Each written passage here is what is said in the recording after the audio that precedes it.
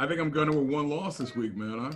I would, with one loss, that's not bad. That's a quick come around, quick comeback. I'm calling it comeback. We've been here for years. The game ain't over tonight. It's just starting. I don't know if it's just one.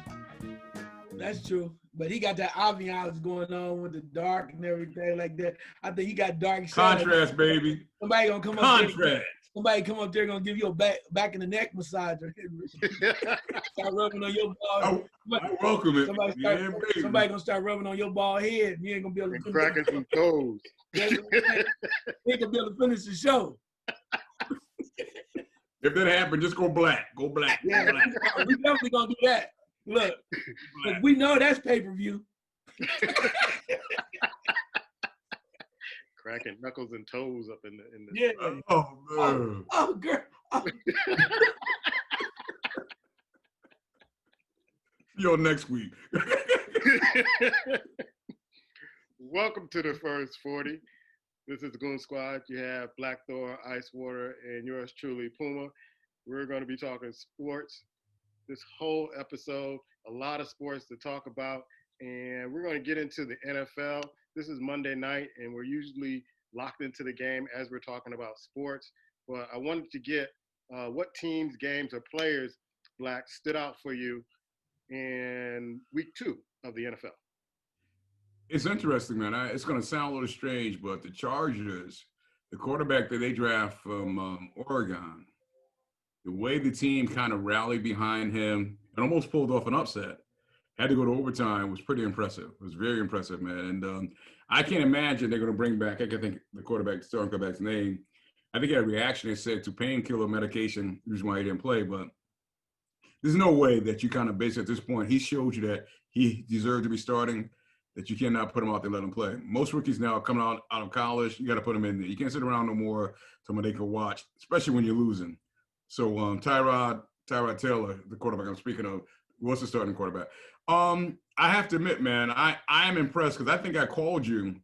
Yeah, I went out of town this week and I came back, and as soon as I got back, I was going to jump into an Uber and I checked the scores. You before I did that, you text me what was going on with the Cowboys and the Giants and a couple other teams. And I immediately went to go check the score. And at that time, the Cowboys was down significantly. And I called you. I said, man, after I got through my laughter, I said that this is a game here that Dak Prescott has to prove he's worth the money. He has to find a way to get this game done, because if he can't get this done at home against the Atlanta Falcons, don't go sit in their office asking for more money, bro.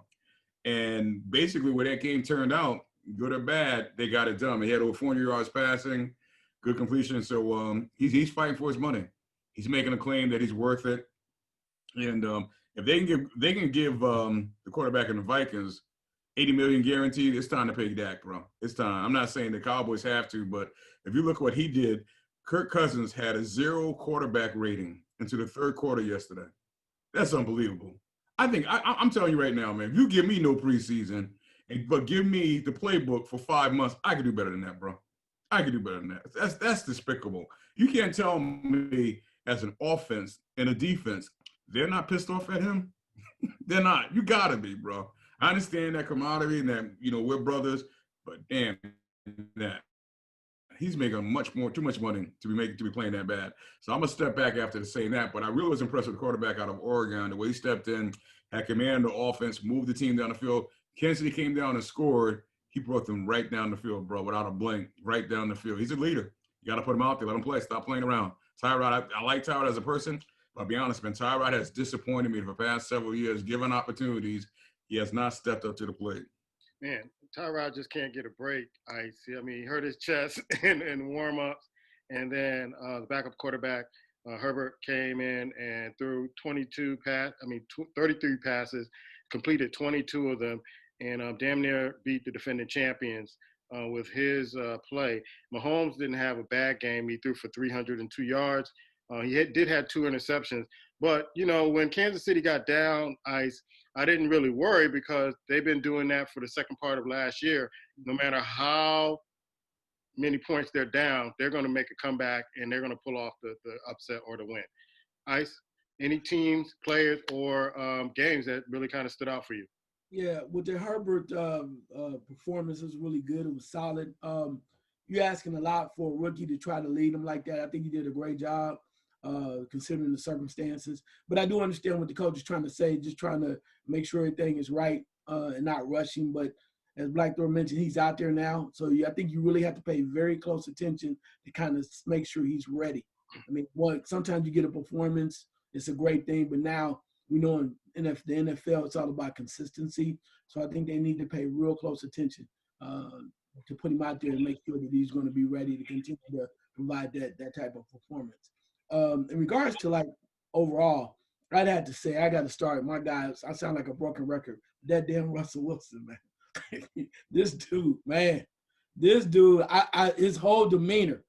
And when you look at the receivers, you go DK Metcalf, you have some other cats like it, but it's not like a roster of number one receivers that you would normally all pro guys, and he makes it work. And then in general, as a team, I like the way that they play. And then I'd be remiss if I didn't mention Cam Newton. I'm serious. Considering who he's playing with, I mean, granted, some things he could have done better. Like, I'm serious. Like, you really want a game, kind of run wider, a little bit wider, Cam. You want to win. You want to score that damn touchdown. Just a little. Pass the ball on that play. But I'm just saying, just a little wider left on that last play, Cam. A little wider left, right? You get that touchdown. But regardless of the fact, when you take in consideration that he's really doing only the Edelman, right? Edelman is like caught, 11, 12 passes, had a hell of a game. Harry's trying to come around, and they got the other guy they got from Houston. But he did a hell of a job in that game. So I'm interested to see how he goes along the rest of the way. Very quickly, the other ones, Joe Burrow, man. I don't know. Smoke and mirrors. I don't know. I mean, A.J. Green's not even up to par right now, and he's still getting it done. So once he and A.J. Green get on the same page, if they do, it's going to be a lot easier for him. So I'm impressed by him. The Arizona Cardinals, man. Wow. They're playing some ball. And with all these injuries going on in these other teams, you might want to watch out for them. I'm serious as far as even getting to the playoffs because they look like they're ready. And the quarterback is a lot more confident because of the weapons he has around himself now. And they look like they're trying to play some real football. And last but not least, I'll be remiss if I did not talk about the Dallas Cowboys. If you're watching any type of even if you're not a fan, if you're watching that game and you saw the way that they came back, you know it was ugly as heck the way that they fell down the bind. You got to give them some credit. And you mentioned earlier about Dak Prescott. I'm not going to lie. When they got the ball back and they had that opportunity, and the first thing that came out of my mouth was like, earn your damn money. That's all I said. Earn your damn money. Because you got guys that say they want to be on top. You want your money. This team, with the way that they're going, and CeeDee Lamb and all those other guys out there proving you that they have a nice skill set and nice talent. I mean, the defense is still kind of horrific. They need some help, especially at that linebacker position because they were getting killed. But on the offensive standpoint, there's no reason why they shouldn't be making plays. And you shouldn't have to wait till the damn third quarter for it to begin. But on that the last couple of drives, first thing I said is, okay, Dak, earn your damn money. Earn your money. That way, if you do what you're supposed to do, even if they don't win the Super Bowl, but earn your money, be as good as you can be precise, do your job, and they'll pay you.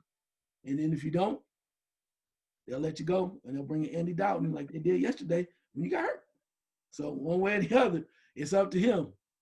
If he wants his money, just play ball, man.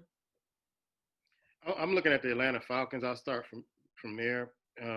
Their coaching staff, I don't know what it is about those tight games. They cannot perform. They cannot perform when it comes to those tight games. And it's just sad to kind of just watch them not be able to perform in those tight games. But it's sad because how do you, on an onside kick, have your players just looking at the ball and not picking up the ball and not knowing that they don't need the 10-yard gap to pick up the ball. They can get the ball at any time. They're sitting there looking at the ball like they have no clue on what's going on in the game. Like they were looking at a foul ball rolling out of foul territory in baseball. I couldn't believe that. I couldn't believe that. And so it seems like in the Super Bowl, 28-3, and then they lose the Super Bowl. How do you do that? And to me, it points to coaching. But going back to Seattle, Russell 5 touchdowns, 288 yards, 28 attempts, 21 completions. Newton wasn't bad at all, man. I mean, he needs some weapons. And we said that about New England last year. He threw for 397 yards, bro. 397 yards, 30 completions with 44 attempts. And he was running, 2 touchdowns. But you had to know that Seattle was going to make an adjustment on that, that goal line stance. They were going to make an adjustment on Cam running, and they did. They cut him for a flip. Actually, cut him for a flip to stop him, and that's a momentum buster. But those of you who are feeling sorry about the New England Patriots, don't. They got a good team. They got a good defense. They got a good team. But they just need some weapons at receiver core, because Cam was throwing to Edelman. He did throw for 11 passes. Kansas City in the Chargers game, watching that. And, Kansas City is that team that if they get down, they never stop coming. And they're always going to run you down, wear you down. And at the end of the game, if you can't stop them on defense, they are going to score. And so they just do what championships teams do. Just like the NFL film guy used to say, great teams aren't always great. They're just great when they have to be. And Kansas City is great when they have to be. When the game is on the line, they will do it. I was stuck watching the Bears and Giants game, and Trubisky did the exact opposite of what he did last week. He had 3 good quarters, and then I was sitting here watching it, and towards the end of the third quarter, I'm like, how can he mess this up? And as soon as I said that, he threw his first interception, and the Giants started to build momentum. We said last week, Black, that we felt sorry for Saquon Barkley, and he got hurt in the first quarter, in the first few minutes of the game. He is out for the season. There have been a number of injuries that are plaguing players across the league. A lot of people are going to be saying, hey, it's because of lack of a preseason. You're putting these guys in there in full blast at game 1. But I don't see it that way. What do you think? No, I don't think it's based on the preseason. I don't think so. I mean, every year, it's funny because if you had these players that weren't well known as far as their name, we wouldn't really be talking about it. And it happens every year when players start to get hurt. Soon as players that we kind of pay attention to, Saquon Barkley, I think the guy that's it's a quarterback, the defensive lineman with the 49ers, when the big names start to go down, or we may not see them, the receiver in New Orleans, then we kind of focus on, but this injuries every single week, man. It's not based on preseason, but that's what's going to be the call and cry. Because you think about a lot of these players, some of these main name players are getting hurt, they don't play that much in preseason. They really don't. They might play a quarter or two in the third preseason game, so I'm not going to focus on that. I just think it just happens, man. It's just a fluke. It's kind of a fluke where these players really haven't had a chance to kind of be out there. You and I was talking before things got really started about the turf. I think it was in MetLife where the 49ers were saying that the turf is not given. I think it's new turf, but the Jets are basically playing, and Saquon Barkley goes down, and look what happens to him. So I'm not going to blame preseason, but I want to say this real quick, man, if you don't mind. I'm looking, paying attention to some of these new stadiums, and the Rams built a new stadium, them the Chargers built a new stadium in California. And I'm giving you, you can spend your money, whatever you want to do. But think about this, $1 billion is spent so people can sit and watch a football game. That's crazy, bro. That's absolutely nuts. I don't even want to know what the cost of the stadium the Raiders built in Las Vegas. But you think about the money that these stadiums are being built on to basically watch a football game, or they're spending to watch it. It just boggles my mind. But I'm sorry if I got off beat there, but I just want to drop that in. No, the Raiders spent $2 billion. $2 billion. Just saw that stat before the game. $2 billion. Ice, is it the lack of preseason? What's happening? Because I know about a couple of years ago, some of the star players got hurt in this season really early, and it kind of tainted the football season a little bit. I remember Aaron Rodgers getting hurt, a lot of folks going down really quickly in the season. What is it? What's going on? Yeah, I wouldn't say that it's the lack of preseason because, as you mentioned earlier, they don't play anyway. I mean, they get a lot of their runs in scrimmages and in different camps and whatnot too. But I think instead of that, what they need to be looking at is, I noticed yesterday there was a lot of soft tissue injuries. So, I mean, you might want to look at trying to, tighten some things up or whatever. I think guys kind of even, I don't know if they're strengthening up their Achilles and different things like that too. And sometimes there's just some freaks accidents. But again, the turf makes a lot of sense too. But to have so many different soft tissue injuries, you know, as far as the muscles are concerned, it does leave a little bit more concern. Plus, too, the other thing too, and I don't want to say this too loud because I know they got the best medical folks, but you know, back in the day, you didn't really hear about a lot of stuff like that happen. So it seems like it's a softer, kinder approach to certain things. I mean, dudes just wrapping stuff up and whatnot. I mean, so you was hurt, you really were hurt. Not saying these guys aren't, but the way that the injuries are coming back, are coming off, it makes me wonder about the training and the treatment and how they're going about the business a little bit too. Because I mean, you think about that. You got Michael Thomas got hurt. You got Saquon Barkley basically done for the season. You got one of the Boza brothers from San Francisco hurt for the season. All around that ACL piece, and you're like, well, damn, what the hell's going on? Is it just coincidence? How many ACLs and MCL injuries do we have? It's like, is that just a coincidence, or is that something they really need to look into? Yeah, one of the things that I'm going to go back around, if you have some party shots, I know we're going to talk more about the NFL on Wednesday night show during our picks and reveal who won this week and who had the best week this week. But anywho, Lamar Jackson and Kyler Murray, and they are stepping up their game to a level that is kind of scary. And one of the things I was talking to a buddy of mine from Detroit is that you see the improvement with Kyler Murray, you see the improvement with Lamar Jackson, even with Patrick Mahomes.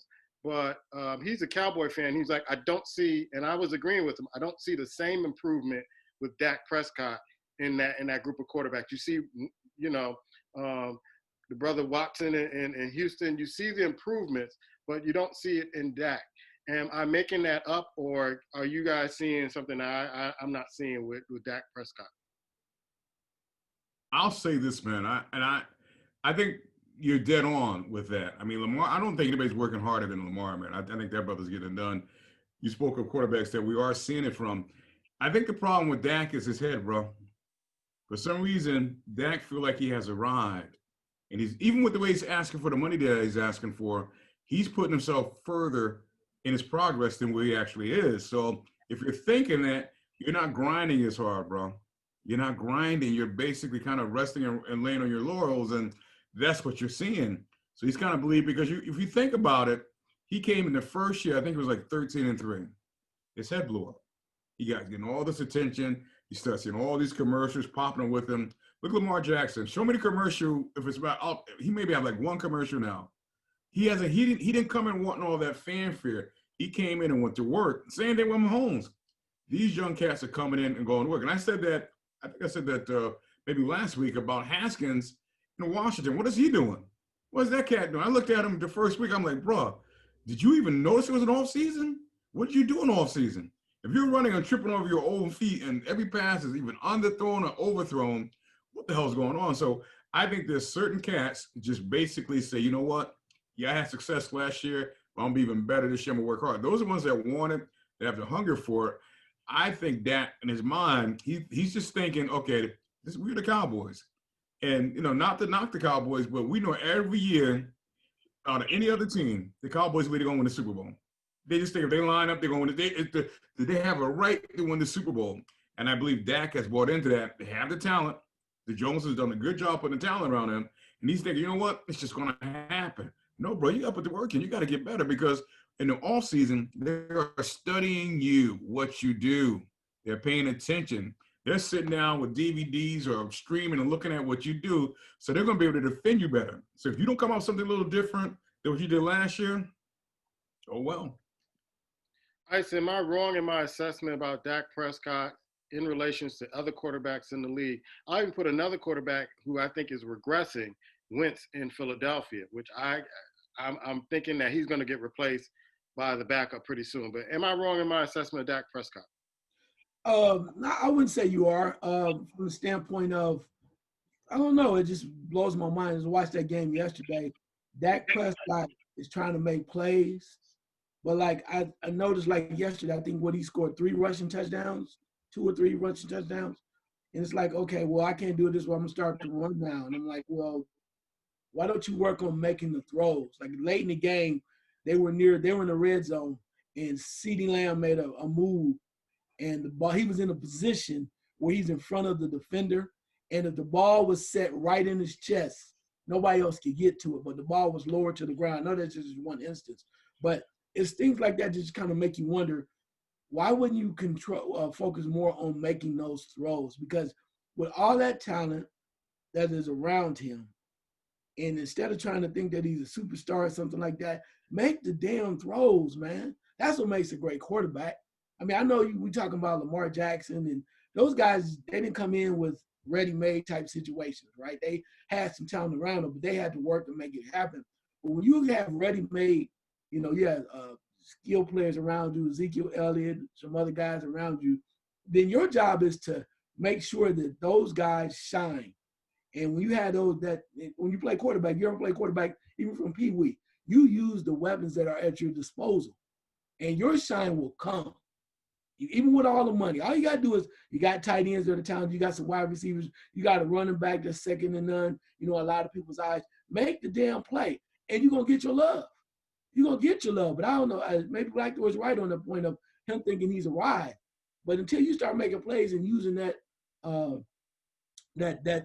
nucleus of weapons, talent, then you haven't arrived. And if you're that talented as a team, you should be winning. Maybe not the Super Bowl, but you damn should be going a lot further in the playoffs. So I don't know. I'm going to keep watching. But yesterday was Atlanta. It was a gimme because Atlanta couldn't stop them. But they damn sure. I mean, there's a lot of luck involved in that too. So I'm not going to be that simple to not believe that there was a lot of luck and a lot of inconsistency by Atlanta as well.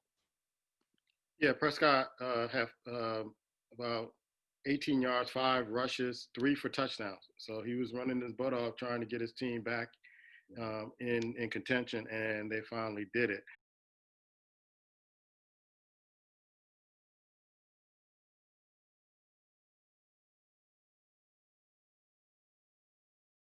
But right now, I want to go to the NBA. And I know I did this on the NFL Pick Show, but I got to do this on our regular show.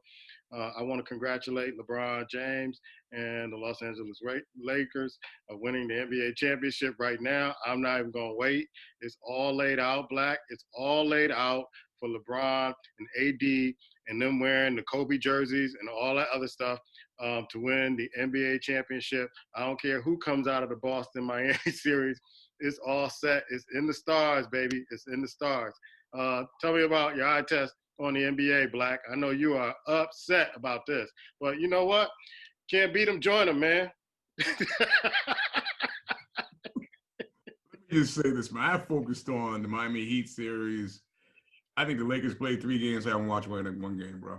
I haven't watched. I can't bring myself to watch. And it's no disrespect to Denver, but that's a gimme series, bro. And I watch to be entertained. I watch to learn, and I'm not gonna learn anything watching that. But I tell you one thing, man. This is what I don't know if you guys noticed this on Thursday night. I respect Buck and Troy Aikman a lot, and Buck, congratulations going into Hall of Fame. I mean, he's a great announcer, good commentator, great announcer. He deserves it. It's nice that your dad's going to be there and you're going to join your dad in the Hall of Fame. But I don't give a blank what LeBron thinks about football. When I watch the football game, I don't want to see what LeBron texts. I don't know what he texts. I just don't want to know. I have no idea what he's saying about what's going on in the game. Joe Burrow, whatever. And they highlight LeBron watching. Who cares, man? I mean, it's like, yeah, he pays attention to every sport. I can, you know what I mean? So with that being said, I'll go to the Heat. I'm just going to say this, man. Be careful if the Heat makes it, I believe they will, because I think Pat Riley got something in store for LeBron, bro. He left a bad taste in Miami, and Haskins and those players are going to rough up Anthony Davis and force LeBron to beat him. And I think he can beat him, bro. So I'm not on that parade. I'm not on that bandwagon and say that, no, they're going to get past Denver. But if the Heat makes it, and I believe they will, they're ready for LeBron, bro. Because Anthony Davis is an elbow or two from sitting on the bench. You and I both know it. He's an elbow or two from sitting on the bench. And they will go back and bring the Knicks style of playing back out. You have guys on the bench there and play all year and come out and make 5 fouls, bro. They're going to come out, and that's what's going to happen. So wake me up when the Heat playing them, because that's all I'm saying. I'm not watching this Denver Nuggets, though, and that's my eye test. Keep him out of Twitter. I don't want to hear it. I don't want to see it. You might be treating tonight. Yeah, New Orleans goes up. Who cares, man? Yeah. The Lakers are averaging about 114 points a game compared to the Nuggets, 107. They're out rebounding them, 45 to 41. The assist rates are, just in their favor. They're just outworking them. But I will say this, even though I conceded, I've conceded Lakers going to win the championship. Don't write Denver off, because folks wrote Denver off in the last two series, and somehow, some way, they find a way to make a series of it. And it may not be a cakewalk like the Lakers assume that it will be. Yeah, I don't know if it's going to be a cakewalk, but I think this is different, and I'm going to tell you why. One thing that you can love or hate LeBron, when he gets focused on something, he has the ability to get other guys to play harder and then play a certain kind of way. And I think that's what they're doing now because they know he's focused. He wants to win along with Anthony Davis wanting to win his first title. So, and I think the thing with Denver, I think the Clippers were a better team talent-wise, but the Clippers didn't play like they wanted it. And that's why Denver beat them. Literally, when you have guys letting guys shoot open shots and they're doing whatever they want to, you see LA getting out on those shots. They're contesting those shots. And the other thing, too, is the Lakers are using their roster and their bench to the best of their ability. Okay? So you got the Joker, Jokic doing his thing, but he has 3 7-footers in his face. Anthony Davis, McGee when he's playing. You're putting Howard out there, so he's making it difficult. Murray is going to probably get his, and then they still have needing a third guy, and lately it's been Michael Porter Jr. But the Lakers with Rondo, I mean, they're loaded, and every time you turn around, they're coming right at you. So I don't know if they're going to sweep them, but I don't think LeBron is like, you know what, yeah, y'all are impressive, y'all play hard, but they don't have enough pieces, and I don't think they're going to advance. That's why I say that, and I just think LeBron really wants this. I mean, love him or hate him, he didn't make it last year, and he was like kind of whatever, feeling some kind of way, bratish or whatever you want to call him, but he really wants to win this, and I think it's set up for him now. I told y'all a couple weeks ago when the Clippers, even before when the Clippers got eliminated, I said this is setting up. I said Black Thor gonna be mad, and I was right on point. He gonna be mad because this is about LeBron. They're gonna start tweeting LeBron stuff like they're doing. It does not surprise me. I will say this quickly about Miami. Miami's a hell of a team. I do love Jimmy Butler. I always have. I like this game. He has that ability to kind of bring these guys together. He's scoring 13 points for 40, and guys are playing with a chip on their shoulder. Bam is one of the best defenders in the daggone league. Literally, he can lock you down, and they have shooters the whole nine. But the question is, are they going to be able to have some of those other secondary guys step up to the plate if they do play the Lakers? And that's what I need to see. I mean, you got guys that can shoot, but the Lakers are going to come. I think it's going to be a hell of a series. I want to see that because I want to see Jimmy Butler versus LeBron and all these other cats. I'm interested to see. I think it's going to be a great series, even though I think the Lakers will probably end up prevailing. Because Jimmy Butler, unfortunately, cannot beat them by himself. Along with Bam, they're going to need some other people to step up. So we'll see. But then again, that's what makes it great. I would love to see that series. I don't think Boston has enough oomph. Kemba Walker is still working through some things. I don't think he has that leadership because he's never been there before. But I'd like to see Miami versus the Lakers if that's what it comes down to. But we got to play these other games first, so I'll sit back and watch it. Yeah. First of all, Black Thor is always mad unless he has some spiced rum in his glass. But I'm looking at the Lakers and who's averaging the different points because Anthony Davis is leading them in scoring. And it's still compared really kind of closely with Denver. It just seems like I'll go to you, Ice, first, and I'll go to Black. It seems like Denver needs that third guy to kind of put them over the hump because the bench scoring seems similar. The top three guys that are out there, matter of fact, Porter is averaging more than Kuzma in that comparison. But it just seems like Denver needs that third guy, like a Millsap or somebody to kind of just have a breakout game and get them over the hump. Well, I mean, I get that, but I think it's the plays that are not being made in crunch time by other players. I mean, you get down to the two guys. We know when it comes down to it's going to be Murray and it's going to be the Joker. That's what it is with the Lakers. They kicking around. Anthony Davis took that big shot. Some people call it lucky or whatever. But even Rondos are making plays. So, granted, you can look at that's the analytics thing where you throw the numbers out and you say, oh, yeah, well, they're matched up this way. But at the end of the day, that had nothing to do with down when it's crunch time. Has nothing to do with it. Michael Porter Jr. is playing great, young guy. We've never been there before. And the other part that they just need somebody else. I do agree with you. One thing that they should do, they should start to play, but they won't do it. Denver should start to play Millsap down the stretch more. Yes. Because Millsap is a veteran. He's been there. He's been seeing all this crap. He's kind of like a young Kendrick Perkins, used to be just nasty and mean. He don't care about nothing. Not skill set wise, but I'm just saying he's seen it all. So he's not fazed by anything. So you kick it out, he'll play defense. You kick him out for open three, he'll do whatever he needs to. But they have become enamored with Michael Porter Jr., which is great. But when we talk about you really want to win, you have to go down and get a veteran or somebody that's proven that they're not afraid at the moment. And I don't know, it's kind of weird, one of those things real quick, that when they kick it out, it's like you want Michael Porter Jr., if he's open, to shoot it, but you're not sure if he's going to make the shot. Right. If he does, you go, yeah. But you're like, shouldn't you kick that back out to Murray or go to the Joker? Millsap, he's just going to do what needs to be done. So we'll see what happens. I love their coach. I think they have a very bright future. I think if they keep adding pieces, you will hear about Denver, especially if they get, was it Barton that's going to come back next year? They got a lot of things they can do. And it may not just be this year, but I think right now, if they want to win, you have to get Millsap in there because you have, what's the other guy, Grant? Grant's problem is he's trying to score, but you always got to check LeBron. And that's a no-win situation for him right now. There's a lot going on, so hopefully that coach can figure it out. Yeah, you have to do either one or the other. Either you're going to concentrate on locking up LeBron or you're going to be a scorer. Black, I know you loathe this situation, but it seems like Denver, they're right there, but they don't have players to kind of get them over the hump. I spoke touching a good point, man. Not even though I haven't paid attention to this series, but LeBron does do a good job getting players to come play with him. If you're going to be on the floor, he just finds a way to kind of help you elevate, to give him what you need to get over the hump. I'll say this, man. I noticed in the last series, and I'm not sure if I've heard other people really talk about it, when Rondo came back, the Lakers took it to a new level, bro. They just did, in my opinion. When he came back, I saw them kind of elevate their play. And that's not to take nothing away when LeBron was playing point guard, but Rondo on the floor, he has that experience, man. I remember a few years ago, he was playing for the Pelicans. Look what he did when he was on the floor with the Pelicans, bro.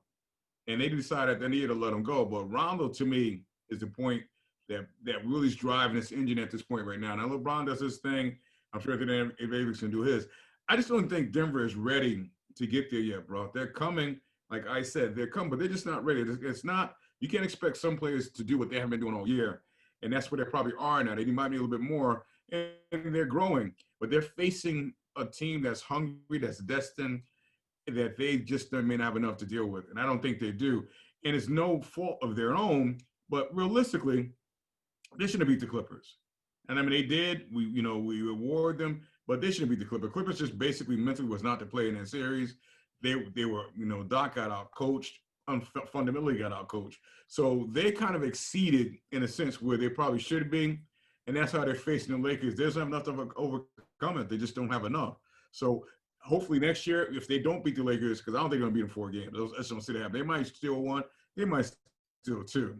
But hopefully next year they come back, they learn from this, and they grow, and they're stronger next year. Because I think next year in the West, there's going to be a little changing of the guard in different areas. I don't think Houston's going to be as strong as they were last year or this year. So they should start to elevate themselves. But this year, I don't think they have enough, bro. Yeah, Golden State comes back next year. That's what I'm waiting for. I'm waiting for the real season to start. This season is make-believe. This is, 2020, the year that doesn't count. Let's go to college football. And this is what I'm trying to figure out, Black, is that now that the Pac-12 and the Big Ten are coming back, how do you even rank these teams in the top 25 at this particular point? I tell you what, man, I don't know what's going on with college football, bro. And you're right. How do you rank? I mean, I know I heard a couple of weeks ago they were saying the Big Ten was waiting till they can start, maybe play 10 games instead of this. And then you have the Pac-12. They're doing. To me, I think at this point now, and I know it sounds crazy, I think what you really should do when it comes down to, and I think Coach K might have said this in basketball, which I don't think it'll work as well in basketball. I think in football can work. Just have the Big Ten play the Big Ten teams, in a sense. You shorten your season. You play these teams. The best person in Big Ten, you the Big Ten championship. Go about your business. Or if you want to take them and then play the best of the SEC, you do that. But to flop around and do all this and put together a makeshift a schedule, to me, it's just I think at the end of the day, are you really gonna have a true champion? We know Alabama's gonna be close to it. It's all said and done. There's gonna be certain teams gonna be close, but to me, it's just a little bit too much going on, man. To my head, it's kind of cloudy. It's just not a normal thing. It's kind of cloudy. But how do you basically not play for 4 weeks if Big Ten? I think they're gonna wait for 4 weeks. Then you jump in so you can try to get in the BCS and be in the top 4. Who you're playing? So to me, it's like out of whack. It's totally out of whack. But I heard on the radio today with SEC, where Alabama are playing certain teams, they ain't going to beat anyway. But it's just, to me, I can't get a grip on college football. Maybe once it gets started, I can see it. But right now, standing from outside and listening and trying to get an idea, it sounds too convoluted to me, bro. It just does. It just really does. But I find it interesting, man, that the Big Ten is coming to the party. And a month ago, oh, no, it's about the COVID, they scared, whatever. What happened? What happened? How did things change, man? I mean, I guess the COVID is gone now. It's not here anymore, and that's why they're playing. I'm about to hand it off to the man who has the answers right now. In Columbus, Icewater, I remember the first week you said, "Hey, man, it's no football in Columbus. I don't even know how this even happens." And now they're about to come back. But I'm trying to figure out, for the life of me, Isis, how do you get in the top 25, and then how do you even qualify for the playoffs starting this late? Well, I mean, they doing the old school. They're going right at it. The way they're doing it, the Big Ten is going to play 9 straight weeks of football, man. Play 9 straight weeks. So you have the first 8, which is going to be interconference games, and then the 9th week is going to be for the Big Ten championship, and then that's how it's going to play itself out. And then at that point, they're going to let the BCS or whoever, the college football playoff, whatever you want to call them, say, "Hey, here we are. Here's our champion. Let us play." So they're doing it. It may not be the way you're used to with take a week off, come back, everybody's good. They're like, look, we trying to get in this thing. So we playing 9 straight weeks of football. And then here's our best chance. Granted, you could do it the other way. I think the spring football idea was a joke. It was a hoax. It wasn't a hoax, but it wouldn't have worked for them trying to be in the playoffs, because it'd be 2 separate seasons of 2 different things, and one champion over here, it just wouldn't have worked out. But in regards to how it changed with the Commissioner Warren in the Big Ten, I think he kind of maybe spoke too quick. I mean, there was no reason why he had to say there's no revisiting this at all, because he made himself look real ignorant, real stupid in a way. And I don't like to call nobody stupid, but he didn't look good in that standpoint, particularly when you didn't have to rush it. You could say, we're still evaluating, we haven't made a commitment to anything. But the other thing, too, is I was listening to a local show here, and they were talking to a doctor that played for Ohio State, and he was one of the big proponents for the Big Ten coming back, because he actually was on the committee to explain to the Big Ten presidents about why they might have an opportunity to come back when they watch some of the other schools play. And one of the things that he did mention, he just said very key, is the fact that they now have a test where they can test a player or whoever, and they can get a result in 15 minutes. 15 minutes. Wow. And I'm like, wow. Yeah, go ahead. I'm going to say this, man. That is a rapid test for the most part. The rapid test, you get it back. I guess it was an hour shortened, but I'm just going to, we can jump around and act like whatever it is, but it comes down to this, bro. I'm not. Yeah, and I'm not disputing. I'm just saying that, to me, I thought, whether they played or not, I thought for the first time I looked and I thought, here's a university or universities that care about their student athletes. That's what I was thinking when they chose not to play. I was thinking they cared, and it seemed like to me, you can find a doctor today to tell you, guess what? There's something, you have heart disease. If you keep running around and pay a doctor enough money, he'll tell you your heart is fine, bro. You have all the tartar backed up your heart that you have. You'll find some doctor at some point and go, oh yeah, go out there and have a heart attack. Go ahead. So to me, they were going to find somebody to say, oh yeah, this will come back. But that test he's talking about, bro, that test has been there about a month. My son had to go take a test to go for college. That test was back then when he took the test. They got a rapid and another test. The rapid is basically, and here's what he's not saying, and I'll say this guy out of the way. The rapid is only 50 or 40 to 50% accurate. It's quick, but it's not accurate. But that they're not saying. So here again, rush your athletes on the field, bro, because they want to make the money. When the parents and everybody was all upset, these presidents said, you know what? These kids are gonna be transferring next year. Let them play. Just my opinion. No, I agree with that. But I said from the beginning, I always said this. It's always about the exploitation of the athletes, which is why I said from the beginning that why is it all of a sudden you act like you care? I was like, that's bullshit stuff, man. It is. It is. You know, we look at CTI was a concussion, right? We've known that, the whole concussion movement. Guys have been concussed forever. Dudes to the point, as I mentioned, like Junior Seau, man, he just killed himself because he's like, this shit hurt, and I don't know what to do. Nobody cared. He did put him back out there. So when all of a sudden, when they thought they might get some lawsuits or they might have to pay somebody if they were sick, now all of a sudden they care? Bull crap, man. They ain't never cared. They ain't care like that. They didn't. And now they found out, well, we got to let them do it. Because the sad thing was, watching as I mentioned the Puma, watching the SEC and the ACC play, and I'm in Columbus, Ohio, and I'm going like, shit, let me turn on the Western. I can't watch. That's unacceptable. They like, why can't we play? We know it's a problem. Why can't we play? So with that being said, they help in the door. But don't tell me, like, and Black Thor, I feel you, and I'm glad because, that means that somebody's caring and we're moving forward to a kinder, gentler nation. Hell nah, bruh. Hell no. From the day when they said it, I was like, no. It is about the cash. Always has been about the cash. Like I told you, I remember Ohio State with the tattoo gate and all the other crap. Then they talking about, oh, we're going to suspend these guys, this and that. Then that bold man rang that phone and said, I need them guys that suspended to play. And you know what they did? They ran out there, started and everything. And the same thing when Terrell Pryor won MVP, Mr. Tattoo Gate, whatever you want to, what y'all give him? Gave him a damn trophy. Another trophy to sell off for another damn tattoo. Come on, man. So they went from, we love the kids to F those kids in a matter of 2 weeks.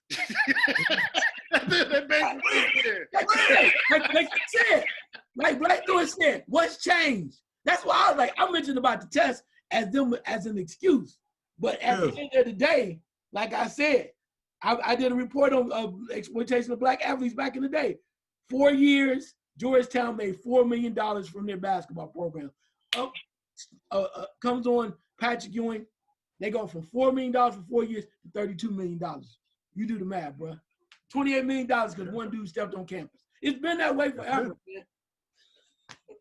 I can only imagine, man, and this is just my thinking, in Columbus, Ohio, the Ohio State alone, what they went to the big commissioner and said about getting that football game back started, just that university alone, the money and the power and the influence that they had, and some of these schools had, you had Jim Harbaugh out there flip-flopping. That first year, I don't think it's a good idea we're playing. Next week, he was back out there, I think we should be playing. It's like, which way you on, Jim? You over here? You over here? What are you doing, bro? It's like, what team you on? Yeah. Hey, Jim got the call. He got the call. Yeah, you got the call. Yeah, you got the call. Make that call, baby. All right. Yeah, we back on it. Black Lives Matter. Yeah. Well, let's look at the AP Top 25. This is going to change within in weeks. Clemson is still number one, followed by Alabama, Oklahoma, Georgia, mostly SEC teams until you get to number 7 with Notre Dame. Then you have another SEC team, Auburn. What's missing is the Pac-12 and the Big Ten. So this ranking really is not really kind of stable to me. You got teams like Louisiana, the Raging Cajuns, who are number 19, and they almost got beat last week.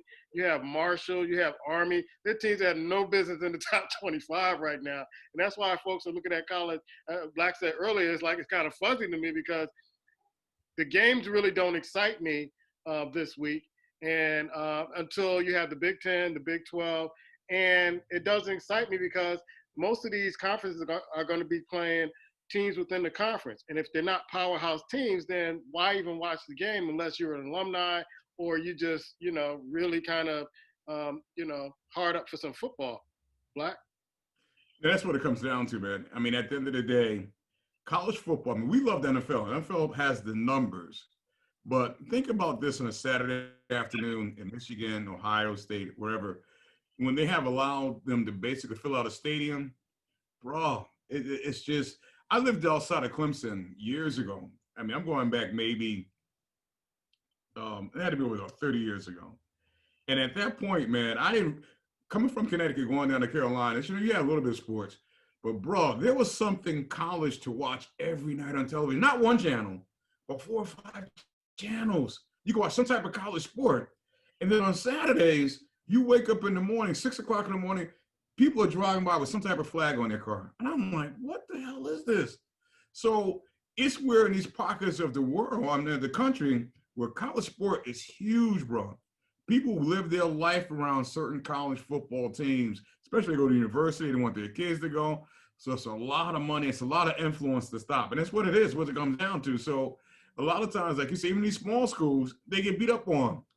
The people that may have went to that university, they're happy to see their team just play in Alabama and get their ass kicked. They don't care. That's just to the point that they can say they were at the game, whatever, that's all that matters. And at the end of the day, bro, here again, it comes down to this. It just comes down to that. So how do you take that away? And I know the NCAA was sitting, they were trying to do the right thing, but at the same time, the amount of money they lost on March Madness, please, man, if they had to put helmets and jerseys on muskrats, we're gonna have some college football, bro.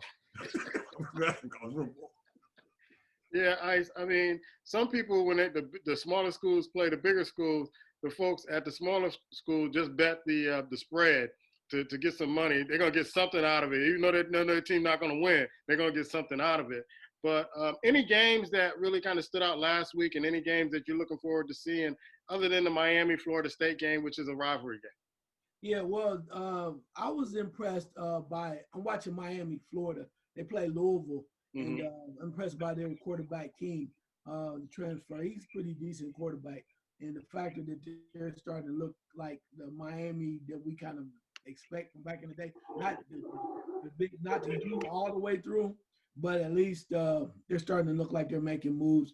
The other team that I think is just impressive because of the consistency that they're having right now is the University of Cincinnati and Coach Luke Fickell down there. We're starting to build something with that program. I'm not sure how far they're going to go. They're like number 13 in the country, but they were impressive with Austin Peay, and he's doing the old school way, that Big Ten way of, running the ball, having a little excitement on offense, but playing hard-nosed defense. So, and he's an up-and-coming coach. So those are 2 games that I was able to watch. Again, like I said, I'm going to be straight up honest with you. I couldn't even get into it. If the Big Ten is not playing in the Pac-12, I'm like, really? What the hell are you doing? These scrimmages? In the end, what's it going to turn out to? I mean, you're not including everybody. I'd be the same way if the SEC was sitting out. I'm serious. I mean, I would watch the games, but from the standpoint of if you really want a team to be tested, you got to play the best, man. Yeah. And I'm glad that's what it's about, because otherwise you just kind of pulling my leg. You telling me no disrespect to your, what was that, AAF, your title, whatever you had going on. I couldn't watch that, man. What the hell? Put some respect on that champion. I ain't mad at the title, but I'm like, who was playing, bro? Who was playing? Name me one player on that team, on that league. That's beside the point.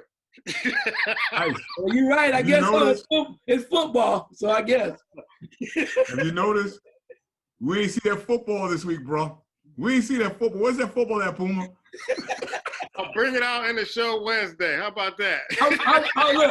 Look. Hey, I won't be there. So before we go, you have to tell me. I'm going to give my last parting shot. I'm about to leave the people with something. So whenever that is. Black, any games that you saw last week or games that you're looking forward to seeing this week? Bro, I hate to say this. There was no games I saw last week. I didn't realize I was playing, bro. I'll turn it on this week, I promise. That's bad. We're in college football season and you forget that there are games on Saturday. That's when it's really bad. That's 2020, folks. Let's go to Major League Baseball, man. And because the Yankees, guys. Can we move on? Oh my God! Oh my God! So I'll talk a little bit about. There you go. You go ahead. Look, Black Thor.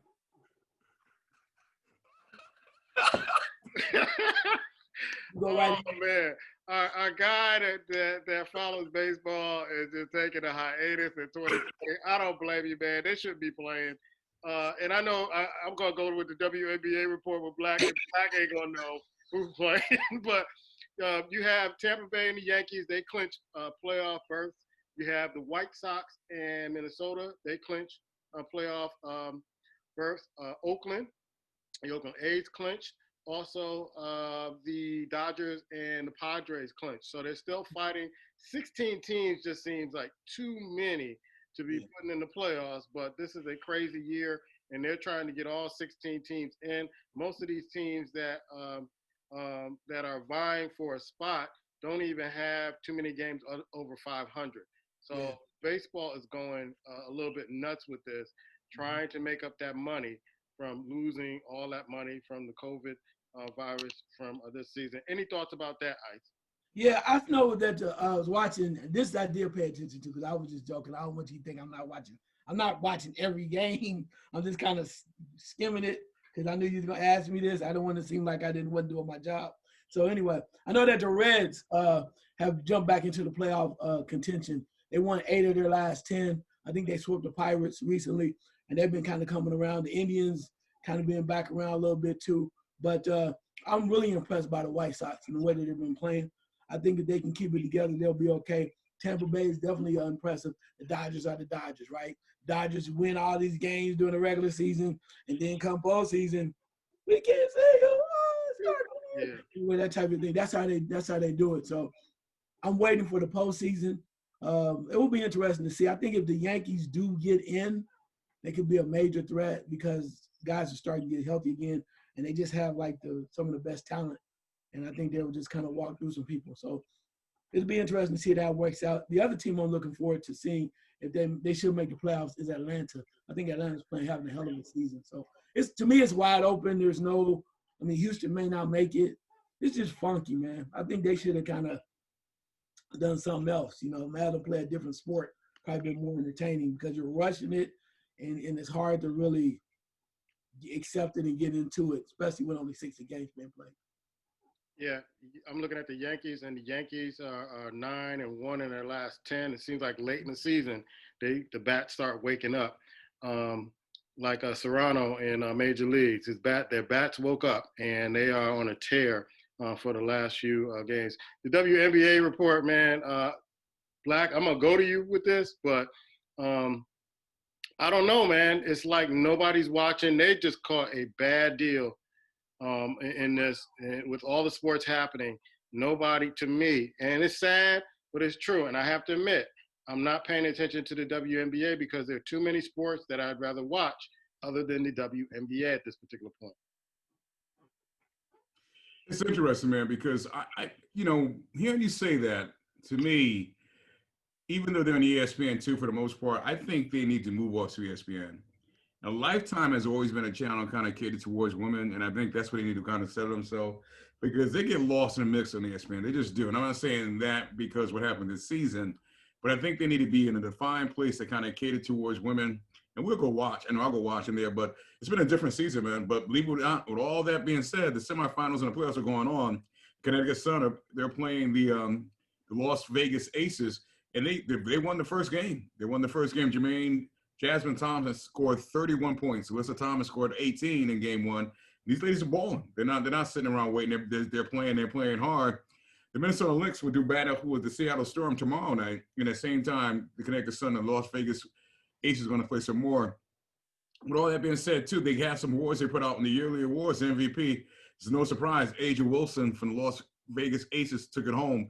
She was averaging 20 points this season, 8 rebounds, and 2 blocks per game.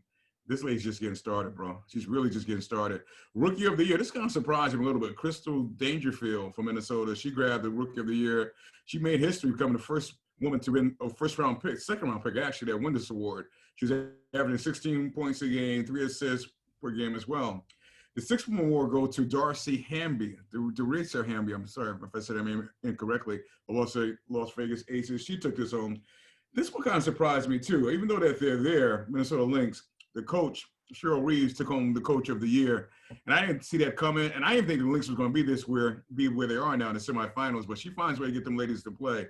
With that being said, man, I am starting to feel a little better that Maya Moore did what she did, and I'm gonna kind of move on to her and move on to someone else.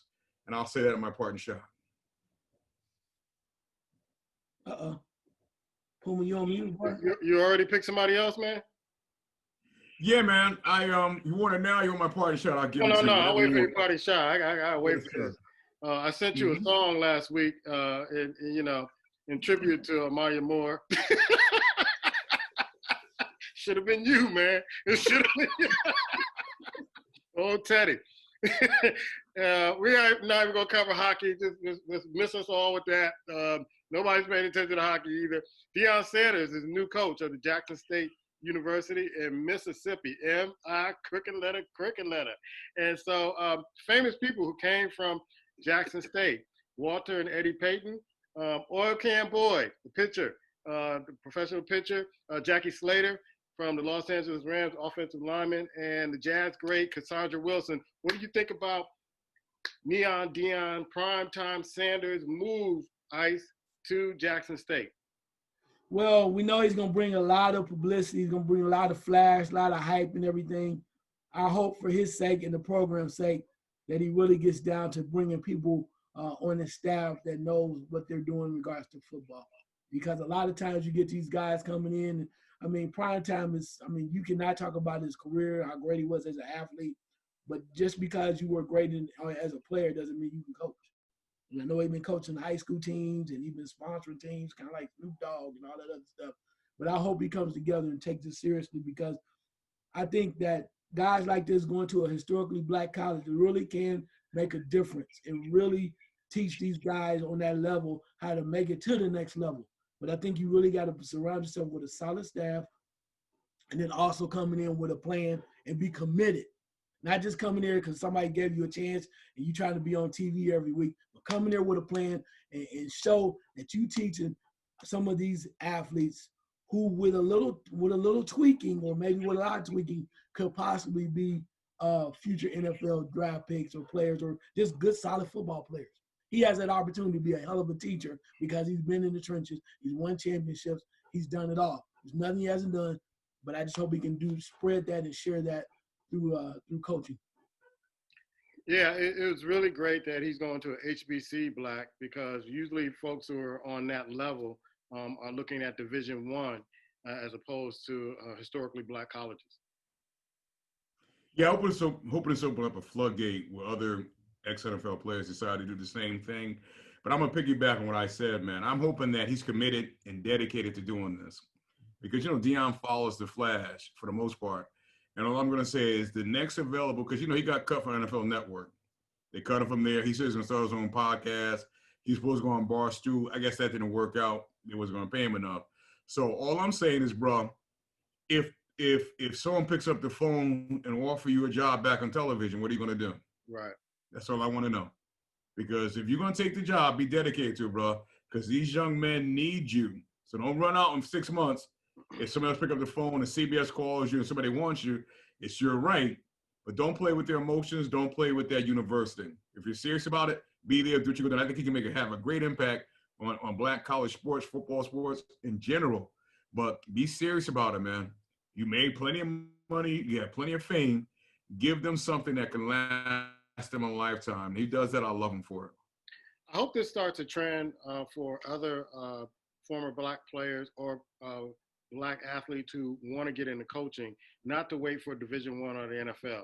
There's a lot of opportunities in historically black colleges. You can help fundraise. You can help develop a lot of black men, not just to go play NFL football, but prepare them for life in general. And so I hope this is a trend where a lot of athletes on his level will say, you know what, I'm not going to wait for the NFL. I'm not going to wait for Division I, predominantly white schools. I'm going to go to HBC and help develop folks that look like me, and help them get to wherever they need to get to, whether it's a football career or a career doing something that is contributing to society.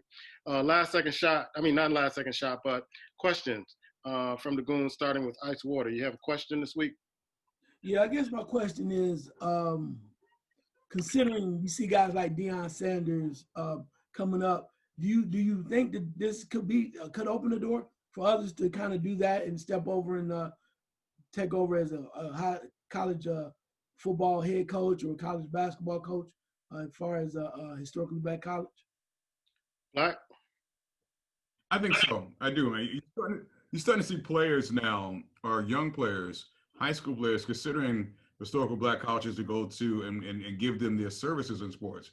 So this kind of magnifies that some. It seems like there's a lot of momentum going in that direction. So yeah, I think it can. I think it could really springboard and be something real beneficial. I hope so too, because it's needed, especially basketball players and football players, the sports that we dominate in.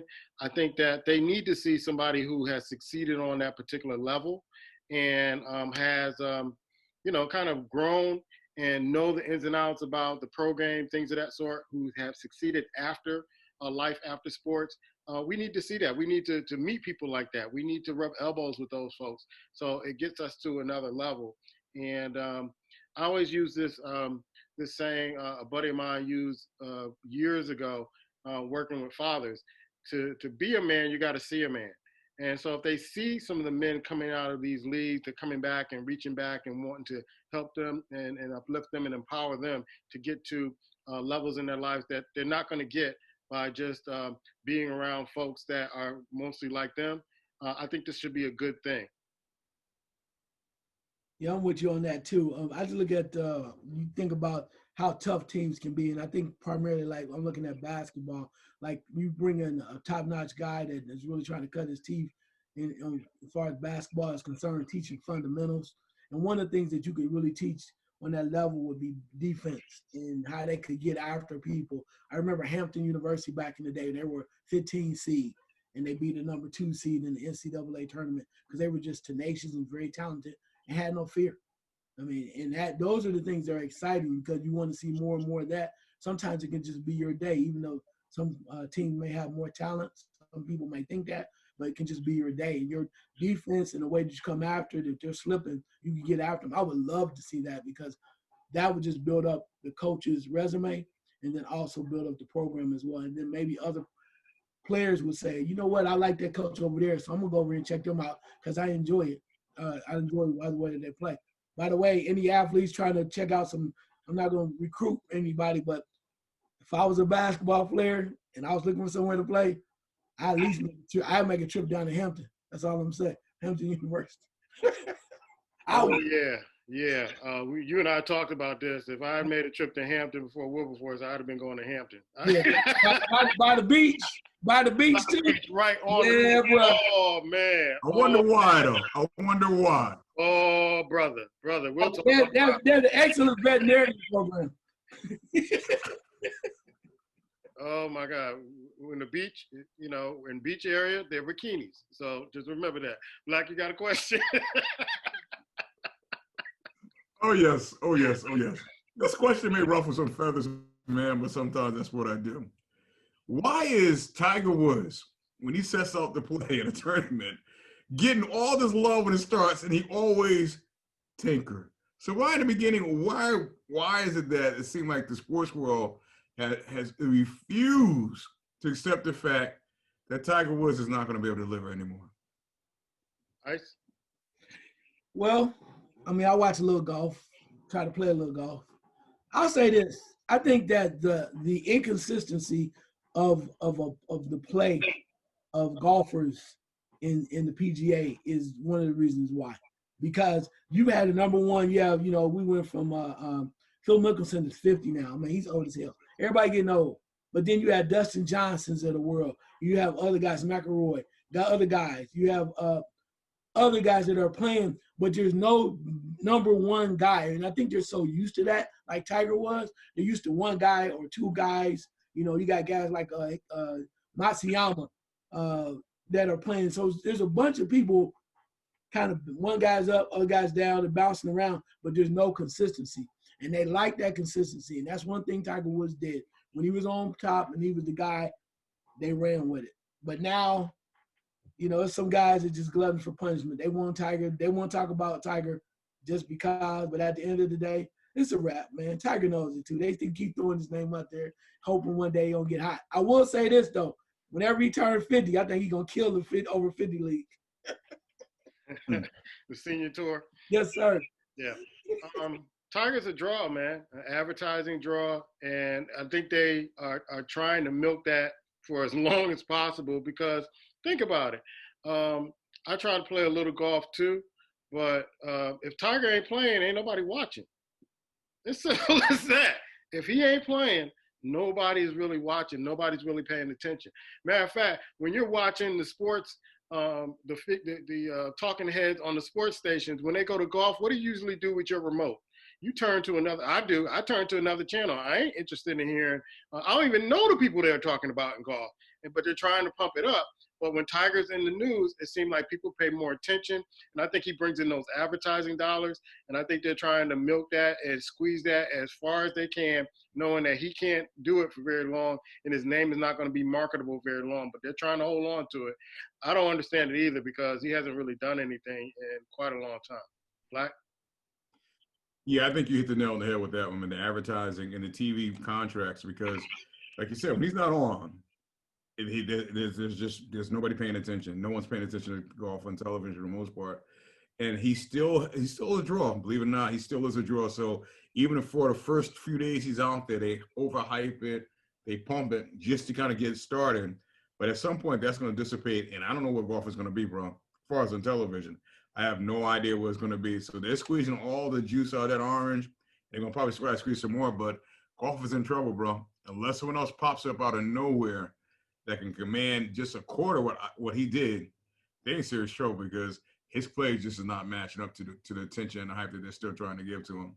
Yeah, and they have some diehard golfers that'll watch it no matter what.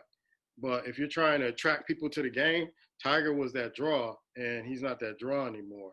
But Ice, do you have another question? Yeah, my question is, I was just thinking about this. This might ruffle some feathers, but I'm not like Black Thor. I only do this every once in a while. Anyway, when I think about the UFC, and I've watched the UFC over the years and kind of been enamored with it, watched a couple guys. But lately, here and now, I've noticed that Dana White, who's in charge of the UFC, and others have used this as an open field or open slate to discuss their political views or what they favor, and there is no hiding this. I know Covington, one of the fighters, fought on Saturday. He beat Tyron Woodley, and he got a call from 45, and he was talking about it and everything too. And it was like there was no shame in his game, telling about what was going on and how great it was. And so, what do you guys think about that? I mean, they had a right to do what they want to, but this is blatant, and to no. And I was like, wow, I was just taken aback by it because I'm like, all right, yeah, this is what we rolling with. And I'm like, okay, all right, I see you now. Black? I'm gonna say this, man, and to me, if you could say anything about this guy that's been in the White House for the past 3 years, he's did it with his own rules, whether you like it or not, man. And that's why we kind of see some of this stuff kind of taking place. He just made up his own rules and he did it his way, respect it or not. Even with right now, what's going on with the Supreme Court woman that just passed, he's probably going to throw somebody in there, bro. He has an option to do so before the election or after. He can throw someone. And I remember years ago when Obama had the same chance, he chose not to. In his last year, and I was like, man, throw somebody in there. Pick somebody black. Screw them and throw them in there. And he played by the rules. And sometimes playing by the rules don't get you what you need, bro. Like they always say, if you ain't cheating, you ain't winning. You ain't trying to win. So we're seeing things now change a little bit where in the past nobody would endorse or say these type of things. But the mere fact he's making phone calls, he knows who sits around. His people know who sit around and watch UFC. They know they're drinking, they're doing that. They know what they're doing. So a lot of stuff is being planned. And sometimes when you look at it and you go, wow, So I look at that and it's out of place. But all I got to say is when we have opportunities, we should stop trying to play like, what they want us to play. Break the rules sometime, bro. Just get the job done. And that's what he's doing. I remember there was a fighter, I think last year, who was one of the 45 boys who got dusted in a UFC fight. I wonder if Trump called him and asked him if he was all right after that fight. I wonder if he asked him. But my thing was, and I think I sent you a picture or a story about Dana White's affiliation to Trump. And my thing was that, man, I ain't putting my money down for a UFC fight. If that's the way you feel, I don't support you. I'll watch the fights, but you'll never get a dime of my money. And I'll find other ways to watch those fights. You know what I mean? Wink, wink. But what do you think about that, Ice? Yeah, I mean, it just kind of took me, it surprised me a little bit because he was like, yeah, because somebody even in the press conference afterwards was asking Covington what he thought about it and what was the conversation like with 45. And then they asked Dana White, do you think that 45 watched the fight? Oh, yeah, he's into it. Oh, yeah, that's his guy. And it was like, is that your cousin or your son or what the hell? I mean, it just surprised me because, I guess it surprised me the way they use the platform. I'm not surprised, but you choose to support who you want to.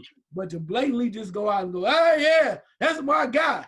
Well, but again, to Black Thor's point, it's a brilliant move because he knows who's watching and the people that watch those fights and they're like, oh, with them. He down with the UFC.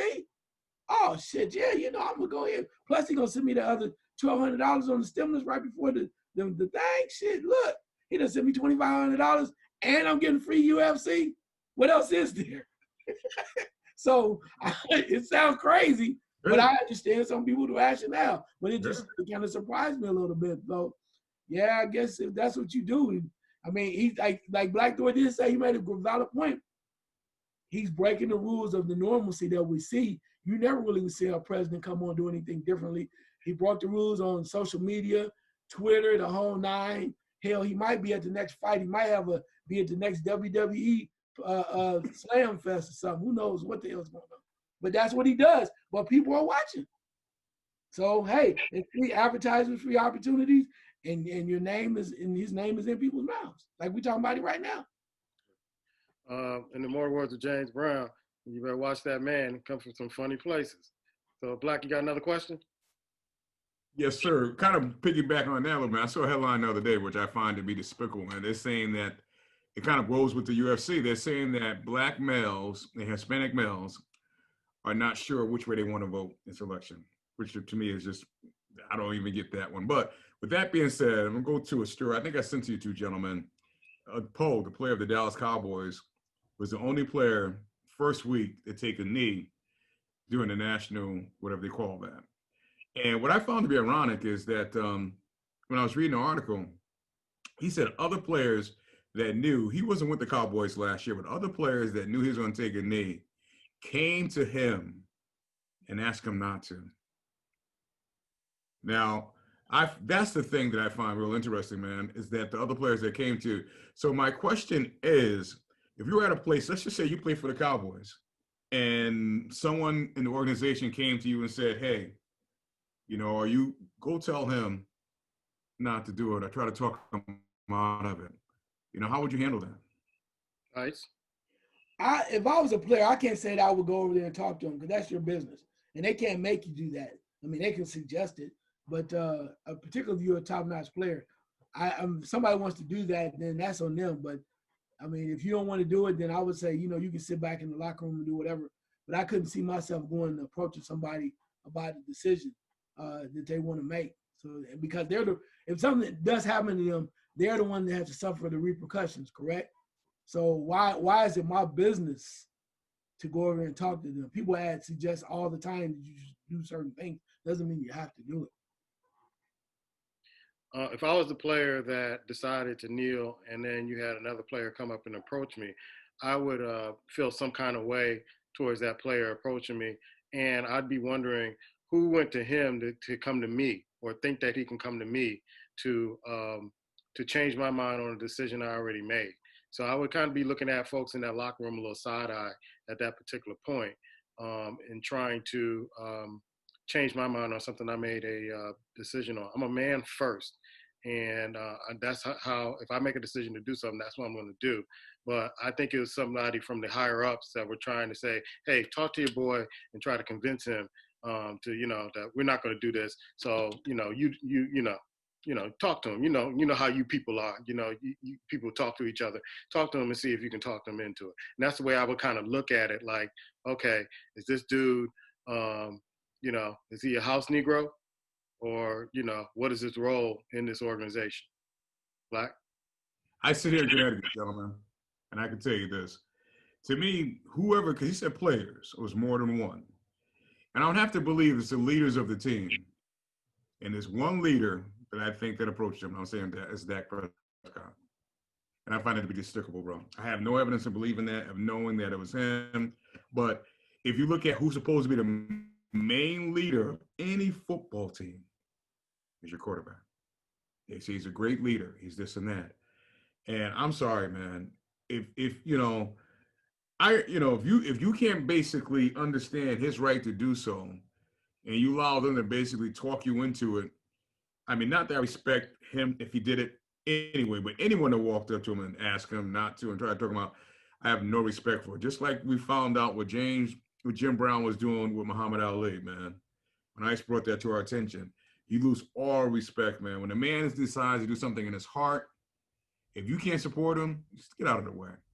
No one should be able to come to you and try to influence you to do something to change a man's heart, bro. If he's not breaking the crime, if he's not committing a crime, he's not murdering no one, he's not hurting anyone, who are you to allow someone to get in your ear to try to talk him out of it? For the better of what? So I just found that to be despicable, bro. I mean, I just did. I wish the story had got more recognition and got more play, but it just didn't. And it just, that tore me up, bro. But I wasn't surprised being with a team that it was on and the leader of that team, because I'm sure he was one. I'm willing to bet he was one that kind of cooned up and went to him and said, don't do that. Don't do no blah, blah, blah. And it's just, I'm pretty sure there's more Cowboy players that would love to do exactly what he's doing. They're not man enough, bro. Like I said, he wasn't there last year. He came in, and I'm sure there's more Cowboy players that would love to take a knee, but they're sitting around wondering, am I going to get cut? My paycheck? You know what? At some point, man, you got to be a man, bro. You got to be a man, because when you take that Cowboys uniform off and you're riding around Texas, guess what? You know what they see you as. Good luck. I'm going to throw a quick question out before we go to our last second shot. I find myself, even on Sundays, I'm catching myself being late for games because I truly try to avoid the pregame talk and the national anthem. Because I don't want to know, I don't really care who's kneeling now, who's wearing shirts, what tributes they're doing, what anthems they're playing. After 4 years of this, it's like, okay, it doesn't matter to me now. The fight is already on. You all are late for the party. So am I the only one who kind of thinks that way, where I just don't even participate in listening to the pregame chatter from either Fox or CBS or NBC? I just tune into the game when it's on, when they're playing. Don't care who's singing the songs. Don't care who's talking about the protests and all that other stuff. Am I the only one who kind of is on that? You want to go first, Ice? Yeah, I can. No, I don't think so. I mean, I think to me, that's the beauty of Red Zone. Is that what it's called, Red Zone? Where they show you all the different games. They kind of float around and jump from game to game, keep everything going. I love that because it's like, if I want to watch a game, I can. But if I want to just kind of, I'm more of an update guy now. Maybe because I'm older, my attention span is that quick. But, I mean, I just want to keep me abreast of what's going on. They don't get caught up in all of the symbolism of the anthem and everything too. They just give you the information. Now we're gonna switch to this game. Such and such is doing this, and that way you keep up on it. It's kind of like a little mini highlight reel. So I like that too. But yeah, I mean, it just goes on and on and on. And again, like I said, I think they should have went back to the way it was before, which was about 10 years ago, when it didn't matter, when they weren't getting money. When you just say, if the players want to, just stay in the locker room, man. Come on out after the locker room, after the anthem, and play football. It was like that for so many years, but then they start making money. Now all of a sudden it's about the flag. Really? You act like that was 45 years ago. Yeah, that was like 10 years ago.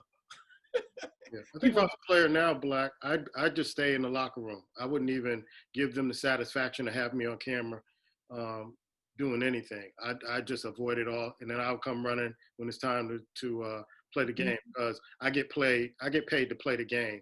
I don't get paid to, kind of represent either any kind of platform, whatever.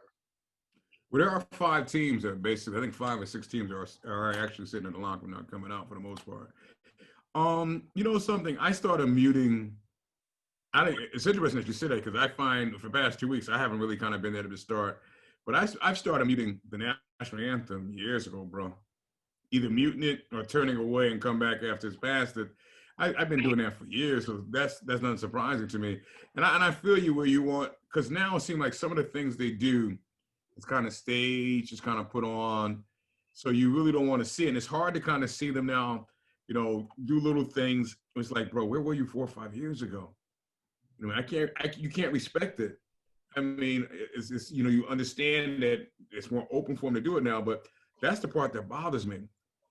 Because a protest should not be given, you should get permission to protest. You have to get a license in a city to walk down. Sure, I get that. But just do a simple protest, you just have to run it by your boss to do it, realistically. And for the guys that have guaranteed contracts, I'm just going to say this. If you got a guy making the amount of money that Kirk Cousins is making, and how pathetic he played yesterday, and they don't come up with a guaranteed contract, you mean to tell me if they value your service, you taking a knee, they're going to let you go because you take a knee. Right. And if they decided to, bro, you don't want to play for the organization. You should not want to play for the organization. You're realistic. You should not want to play for them. I remember years, I'm going to say this real quick. I remember years I was living in South Carolina, and I went to a headhunter. He was sending me out to different places. He said, some places, there's a white guy. He said, some places you want to walk into, he said, they may not even want to hire you based on just what you look like. He said, but guess what? You don't want to work for them anyway. You don't. And that's the point. Why would you want to play for an owner that doesn't give a shit if a cop puts a bullet in your head? Why? Why would you want to basically go make him money? So to me, when he said that about the Cowboys years ago, I was thinking, you know what? No one should have showed up.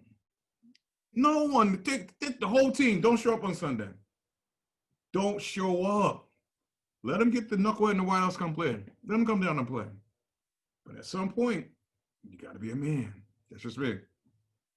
Yeah. One more quick thing with that. I was watching the previews of, after Pardon the Interruption went off on ESPN, they were showing Drew Brees with a shirt, #SayHerName. And I'm glad I live alone and I don't have small kids, because I just cussed at the television when I saw that. That was, a few weeks ago or months ago. You saw and heard where he was. Now all of a sudden he made this miraculous change.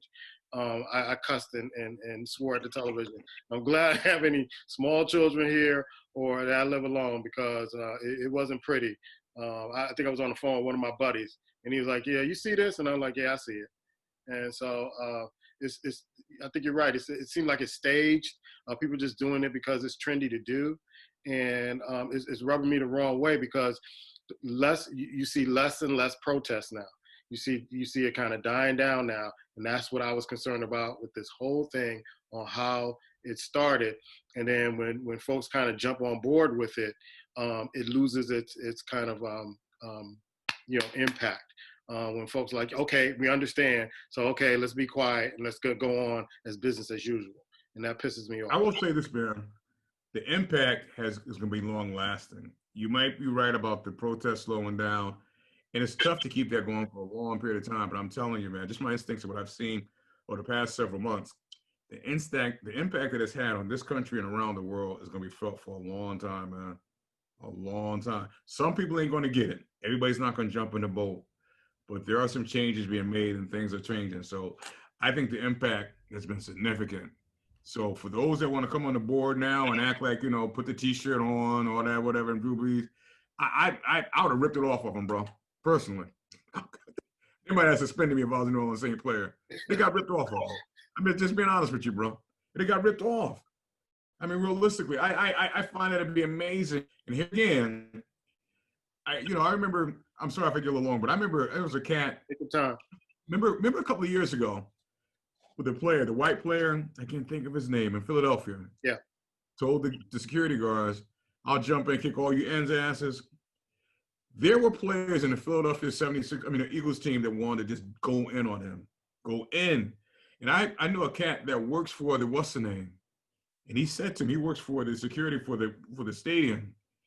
And he wasn't working that day. And the other cat, they said personally, if they were working, they would have came outside that gate and took care of him. Simple as that. So my thing, and that word don't even affect me anymore, but that's the mentality that sometimes we have to carry, bro. No, ESPN, we shouldn't even allow them to put a shirt on and say such. I mean, that's disrespectful. Totally disrespectful. And I don't know how much money he gave to this, whatever. I don't give a shit. Like you said, that's like right now Mike Dicker putting on a Black Lives Matter t-shirt. Yeah. Same thing, man. I'd find out where standing next to was, and I'd drop kick him in that bad hip of his. I see him with a Black Lives Matter t-shirt. I'm not ruffle feathers. That's what I do, bro. Ice, you got the last word on this, man. Man, John, you know what to say after all that. I mean, it's just that point of for somebody to kind of trying to flip-flop the way that they do, I think that speaks more volumes than anything we could ever say. I mean, the true people understand and see it. I mean, you can try to come like 1 week and then, 3 months later, you come back and say something totally different. You're the person that's showing how asinine that you are. You can apologize how you want to, but the root of it, what you meant and your message is right there. So with that being said, I think it speaks volumes. I mean, I think they do things to kind of upset us and make us mad, but I think us showing our true resilience of who we are and who we believe we are, it goes a long way. And I think that's what we got to teach our young people. That we stronger than you anyway. We always have been, we always had to be.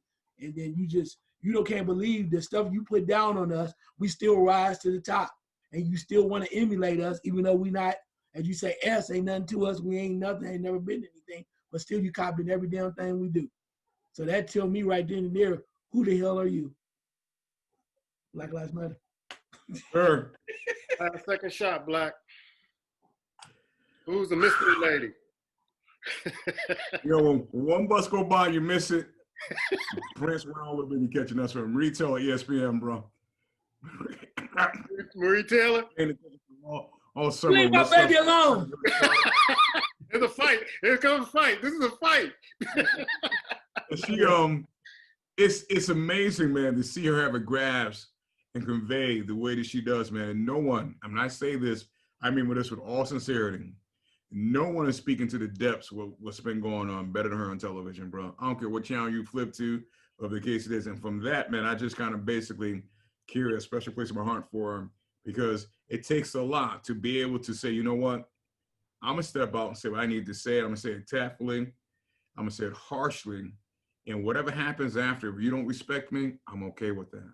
And as we just talked about, we got a lot of men, what we think are men, who I think that might are men, but they're not. They're mice in a sense, are afraid to do so. And she steps up, and she's not making nothing compared to what they're making, bro. Nothing, not even close. But she was raised well. She gives it to you. She lives it. And for that, man, I love her deeply, and I wish her nothing but the best. Ice water, last second shot. Yeah, I'm gonna follow that up. I ain't gonna talk about it too much, but you had a knucklehead that try to talk about her fashion. You leave that woman alone. That was mine. Go ahead. Yeah. Hey, don't be mad because she is fashion. Really, what it is you jealous because you really want to connect with her, and ain't no way in hell she's gonna let that happen. That's what that is. That's why you said what you said. That's why you got fired. Anyway, with all that said, my last second shot is I will not be on the pick show for Wednesday. Unfortunately, I have a commitment that I have to do because I hate to lose, I hate to miss the show. I really do. But I got to do what I got to do. I made a commitment. I got to be there. Anyway, with all that being said, you remember last week I kind of gave you a little lesson, and I said don't call it a comeback. I said we was gonna make it happen. I told you I want my daddy's records. And the records, when you see coming up Wednesday, it's gonna reflect what I was trying to tell you. And this week, give you something to kind of marinate on for Wednesday, I'm going to do it the other way. I'm going to come this way, and I'm going to quote one of the greatest men of all time, one of my favorite performers of all time, the Godfather of Soul, James Brown. As you can see it right here. James Brown, Godfather of Soul. And the message says, I taught them everything they know, but not everything I know. Peace and love. Look at your football, Puma. I got it. The guy, the asshole you're talking about here is the Chicago radio, Dan McNeil. He's been an asshole for years. And I stopped listening to any shows that he's doing. He's been doing that shit for years. And I'm so glad that ESPN just came to their senses and got rid of him. Tried to go after the sister and got clapped back on so hard that it cost him his job. He has no business in radio or in media, period. He doesn't know how to act. And he's the example of white privilege gone bad. And so he thought he could say it, get away with it, because he's been getting away with it for years. And now he's unemployed. Hopefully, nobody be stupid enough to pick him up and put him on another radio show. That's our show for tonight. We will see you on Wednesday night. Ice has spoken. Picks loose, man. Let the picks loose, baby. Well, I'll give out the picks later on tonight. Check Twitter, check our Instagram and our Facebook page. And we'll see you Wednesday night. We'll make some picks. I will promise. Team Puma will make it. Team Puma. James Brown said it best. Later. We love you all.